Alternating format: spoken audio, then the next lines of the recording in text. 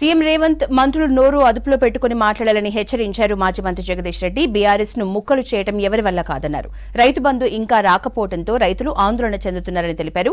కృష్ణా జలాల్లో తెలంగాణకు అన్యాయం జరుగుతోందని కొట్లాడే దమ్ము కాంగ్రెస్ కి ఉందా అంటూ ప్రశ్నించారు జగదీష్ రెడ్డి.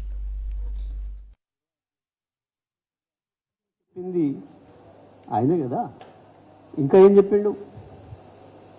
ఈ నవంబర్ నెల డిసెంబర్లో వస్తుంది. అదే మేము డిసెంబర్ 9కి వస్తున్నాం కాబట్టి నవంబర్ నెలలో కూడా మేమే కడతాం, మీరు కట్టకండి. ఎవరైనా వస్తే కోర్టు డెకరేట్ చెప్పిండు అని చెప్పండి, అది కదా మాట్లాడండి. గదే విషయాన్ని నిన్న కేటీఆర్ గారు గుర్తు చేశారు. నువ్వు చెప్పినా నీ ముఖ్యమంత్రి చెప్పిండు. ఇంకా పైగా ఏం టీఆర్ఎస్ పార్టీని బీఆర్ఎస్ పార్టీని 14 ముక్కలు చేస్తా, 39 ముక్కలు చేస్తా, నువ్వు కాంగ్రెస్కే కోవట్టు అని చెప్పి నీ పార్టీలోనే చాలా మంది మొత్తుకున్నారు. తమ్ముని ముందే బీజేపీలో పంపించి ఒకవేళ బీజేపీ వచ్చే పరిస్థితి ఉంటే నేను వెనకమ్మడి వస్తా, నువ్వు ముందు పోమని చెప్పి తోలి కాంగ్రెస్ ఉద్రోహం చేసి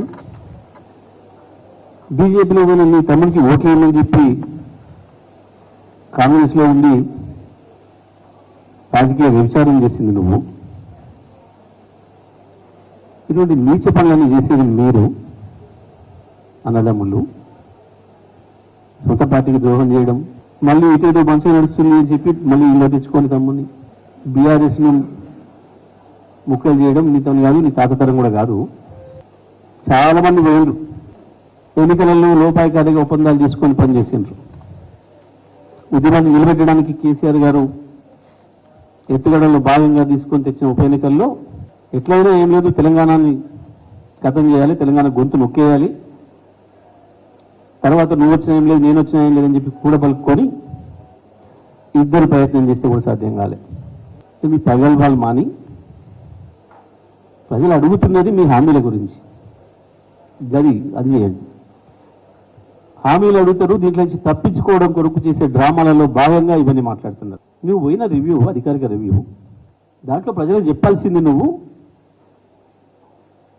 ఇచ్చిన హామీలని ఎప్పుడు అమలు చేస్తావు, ఏం చేస్తావు. అప్పుడే యూరియా బస్తాలకు లైన్లు కడుతున్నారు ప్రజలు. మళ్ళీ గుర్తు చేస్తున్నావు నీ పాత ప్రభుత్వం